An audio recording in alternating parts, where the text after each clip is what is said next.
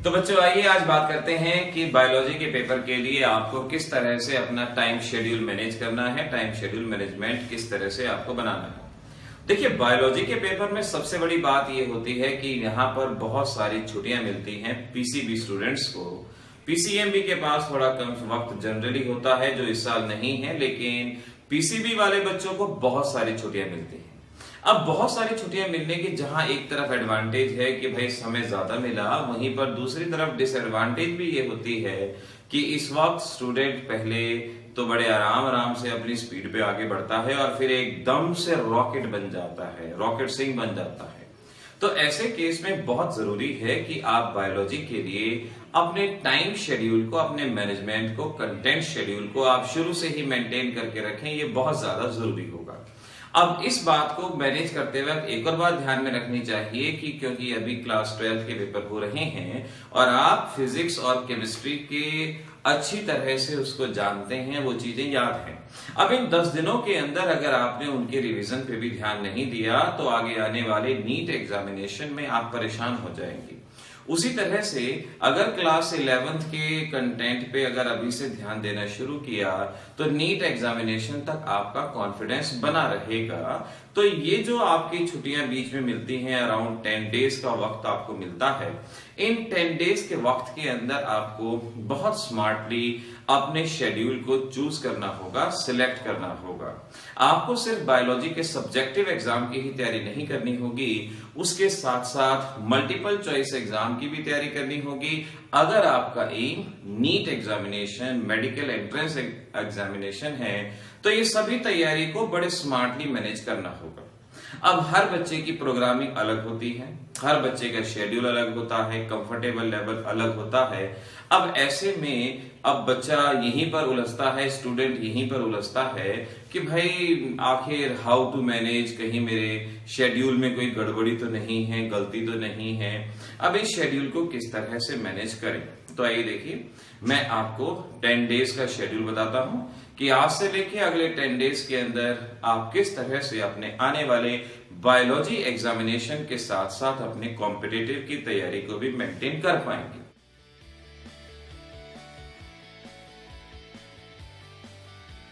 आज suppose day 1 है, आज डे 1 की हम बात करते हैं।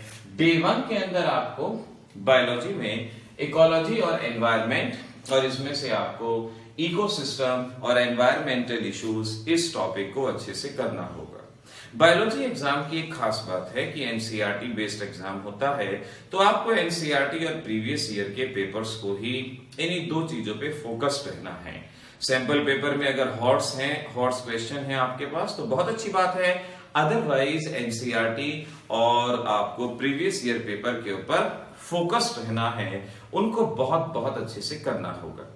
तो पहले दिन डे 1 आज आप इकोसिस्टम और एनवायरमेंटल इश्यूज इस चैप्टर को बहुत अच्छे से पढ़ेंगे और साथ में कोशिश करना, मैं पिछले 1.5 महीने से आपको लगातार यही कह रहा हूं, अपने शॉर्ट नोट्स साथ साथ बनाते चलें ताकि आगे आने वाले कॉम्पिटिटिव एग्जामिनेशन के वक्त आपको परेशान ना होना पड़े।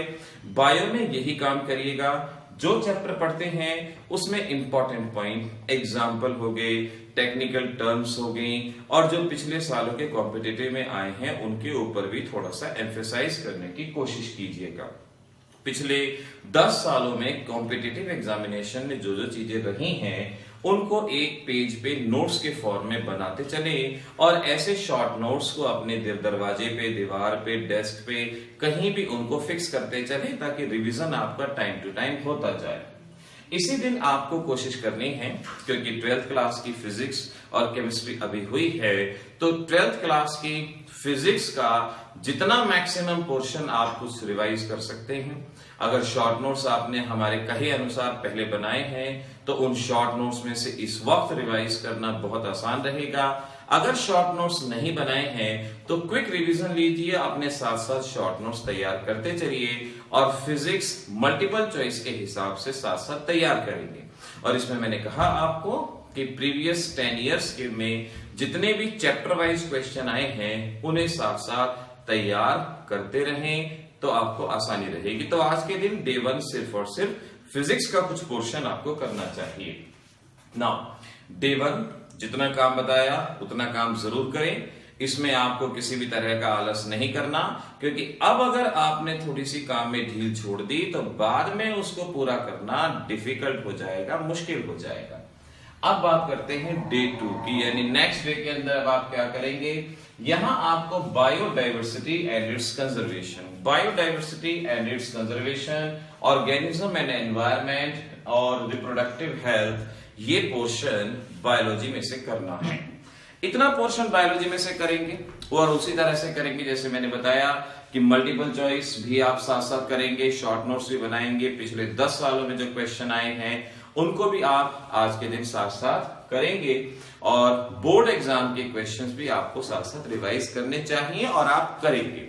और उसके बाद फिजिक्स और केमिस्ट्री के अंदर फिजिक्स का आपने जो चैप्टर पिछले दिन रिवाइज किया उसके बाद के चैप्टर जितना कर सकते हैं मैक्सिमम, देखिए हमारे हिसाब से कम 2 चैप्टर फास्टली रिवाइज करने की आदत डाल लें।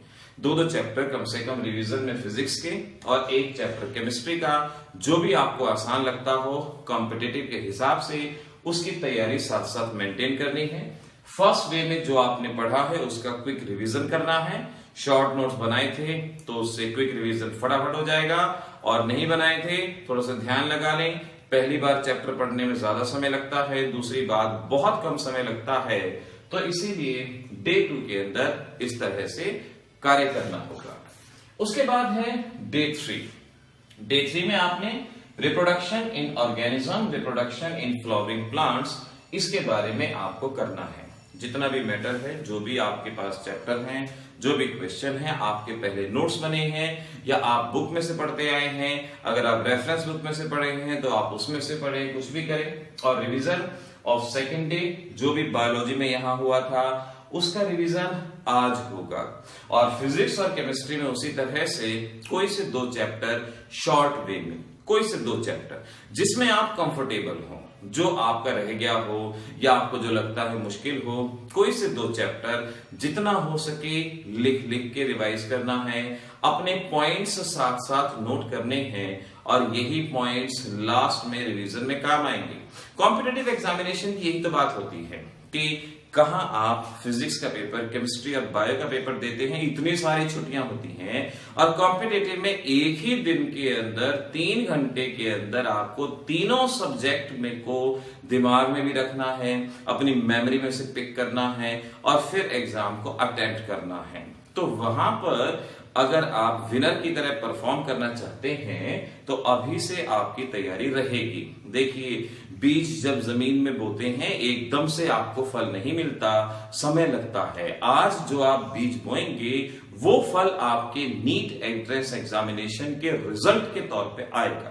आज आपने बीज बोया, उसकी देखभाल करी, उसको पढ़ते रहे, रिवीजन करते रहे, तो नीट एग्जामिनेशन का जो रिजल्ट आएगा उसका फ्रूट उतना ही मीठा होगा, उतना ही स्वीट होगा। ये ध्यान रखिएगा, क्योंकि बाद में कोई इस बात को देखने के लिए नहीं होगा कि क्या प्रॉब्लम थी, किन प्रॉब्लम में से आप निकले। इस दुनिया का एक ही दस्तूर है, इंसान रिजल्ट देखता है, कैसे हुआ कैसे नहीं इसके बारे में बात नहीं करता। तो जरूरी है रिजल्ट की तैयारी आज से ही शुरू होनी चाहिए। डे 4 ह्यूमन रिप्रोडक्शन और इवोल्यूशन, इस चैप्टर को करेंगे। इस चैप्टर को वही एनसीईआरटी प्रीवियस ईयर से, और जो इधर आपका रिवीजन ऑफ सेकेंड डे उसको मेंशन करेंगे, फिजिक्स और केमिस्ट्री जैसे बताया। और डे 4 के अंदर आप रिवीजन ऑफ थर्ड डे और फर्स्ट डे, क्योंकि फर्स्ट डे में जो आपने पढ़ा था 2 दिन बाद आपके दिमाग में से बहुत ज्यादा निकल जाता है। हमारी मेमोरीज की लिमिटेशन होती है, अगर कोई बार बार हमें हमारा नाम भी याद ना दिलाए तो हम भी अपना नाम भूल जाएंगे, ये लिमिटेशन होती है। तो इस दिन पे आके आपने फर्स्ट डे को रिवाइज करना है, थर्ड डे की बायो रिवाइज करनी है, और फिजिक्स और केमिस्ट्री में से भी जितना भी कंफर्टेबल हो सके 1 चैप्टर 2 चैप्टर इसको करना है क्लास 12 के। क्लास 11 क्योंकि एकदम से उठाएंगे तो बहुत ज्यादा पढ़ना पड़ेगा और इससे कॉन्फिडेंस लेवल डाउन होगा। उसे बेशक से बायोलॉजी के पेपर के बाद आप कर लें, लेकिन क्लास 12 का रिटेंशन इस वक्त जरूरी है। फिर बारी है डे 5 की, molecular basis of inheritance, microbes in human welfare. ये 2 चैप्टर यहां पर हैं, और इस दिन रिवीजन में आपको डे 2 और डे 4 इनका रिवीजन करना है। बायो का रिवीजन साथ साथ रहेगा, लास्ट में बर्डन नहीं रहेगा। लास्ट में जो होता है कि पेपर से एक दिन पहले नींद नहीं आती, एंजाइटी होती है, वो चीज नहीं रहेगी। इंपॉर्टेंट क्वेश्चंस की बजाय कई बार बच्चे सिर्फ इंपॉर्टेंट क्वेश्चंस की तरफ ज्यादा अट्रैक्ट होते हैं, क्योंकि उसकी बजाय बेसिक्स तैयार करो। क्योंकि हायर एम नीट एग्जामिनेशन का एम बना के चलिए। ख्वाब ऊंचे होंगे तो उसके लिए एफर्ट्स भी आपको ऊंचे ही करने चाहिए, तो ये ध्यान रखें। सेकंड और फोर्थ डे का आपको बायो का रिवीजन करना होगा, और उसके साथ साथ फिजिक्स और केमिस्ट्री अगेन क्लास 12th में से मल्टीपल चॉइस लेवल की। फिर मैं याद दिला दूं आपको, पिछले 10 सालों में जितने भी क्वेश्चंस आए हैं, कम से कम उनको तो करना है, उनको जरूर करना है आपको। Day 6 health and disease, application of biotechnology in health and agriculture, ये करेंगे। और थर्ड डे और फिफ्थ डे, थर्ड डे के अंदर जो पढ़ा था और फिफ्थ डे के अंदर जो पढ़ा था उसका बायो का रिवीजन करेंगे, और फिर वही फिजिक्स और केमिस्ट्री वो भी साथ साथ करेंगे। Day 7 principle of inheritance and variation, application of biotech, ये करेंगे। और रिवीजन में फर्स्ट डे में जो किया, सेकेंड डे में जो किया और सिक्स्थ डे में जो किया, रिवीजन। देखो, रिवीजन पे ध्यान नहीं दोगे गड़बड़ बहुत बड़ी हो जाएगी, रिवीजन पे ध्यान दोगे बहुत बहुत आसानी आपके लिए हो जाएगी। ये प्री रिवीजन, प्रिपरेशन हमारी नीट एग्जामिनेशन के लिए है। अगर बात मान सकते हो तो जरूर मानना, बाद में आपको खुद ही लगेगा कितना आसान होता है कॉम्पिटिटिव एंट्रेंस एग्जामिनेशन। अब डे 7 के अंदर हम बता चुके हैं, डे 8 की बात करेंगे हम, principle and process of biotechnology, ये आप करेंगे। डे 4, 5th और 7th का आपको रिवीजन करना होगा। डे 9 के अंदर रिवीजन ऑफ फुल सिलेबस। देखें, डे 8 में प्रिंसिपल एंड प्रोसेस ऑफ बायोटेक्नोलॉजी आपने कर लिया, आपका पूरा सिलेबस रिवाइज हो चुका है। बायोलॉजी का पूरा सिलेबस रिवाइज हो गया। अगर आपका कुछ पोर्शन रह गया है, बेशक से उसे आप डे 8 के दिन रिवाइज कीजिए, लेकिन एक तरह से आप पूरा सिलेबस कर चुके हैं, काफी हद तक रिवीजन कर चुके हैं। अब बचता है डे 9 और डे 10। डे 9 और डे 10 के अंदर फाइनल टच, फाइनल रिवीजन, यानी पहले 4 दिन में जो आपने किया उसे करेंगे डे 9 में। एक एक सैंपल पेपर में प्रीवियस ईयर्स के आए हुए सभी क्वेश्चन कर डालेंगे, एनसीईआरटी एक्सरसाइज के क्वेश्चन कर डालेंगे, पर्सनल नोट्स हैं तो उसे करेंगे। आपके पास 24 आवर्स हैं, जिसमें से अगर आप 7 आवर्स सोने में लगाते हैं, 1-2 आवर्स खाने पीने में भी लगाते हैं, तो भी आपके पास बहुत सारा समय बचा है। कम से कम 4 चैप्टर, और इस तरह से कि 10 इयर्स के मल्टीपल चॉइस भी हो जाए, सब्जेक्टिव भी हो जाए, ये करेंगे। डे 10 में revision of 5 to 8 days.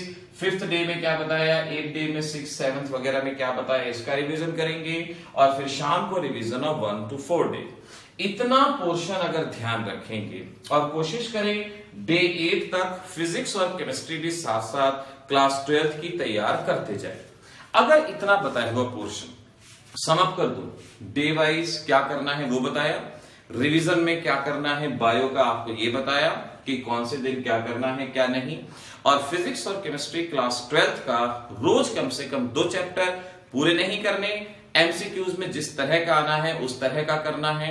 Short notes आपके पास ना हो तो कोई भी कॉम्पिटिटिव बुक लेके उसके शॉर्ट नोट्स का इस्तेमाल करेंगे, और ये तैयारी साथ साथ करते रहेंगे। अगर इस तरह से बताए गए मेथड से आपने प्रॉपर प्लानिंग के साथ तैयारी कर ली, तब नीट एग्जामिनेशन में आपकी विजय निश्चित है, ये ध्यान रखिएगा। बोर्ड एग्जाम में तो आप शाइन करेंगे, चमकेंगे, ये हमारा भरोसा है। और नीट एग्जामिनेशन के लिए भी हम चाहते हैं आप सभी बच्चे तैयार हों। इस साल जितना मैक्सिमम डॉक्टर बच्चा बन के निकले जो कभी पहले ना निकला हो, और ये तभी होगा जब प्रॉपर प्लानिंग की तरफ आप ध्यान देंगे। ऑल द बेस्ट, तैयारी करते रहिए, हैप्पी एग्जामिनेशन, अच्छे से पढ़ते रहिए।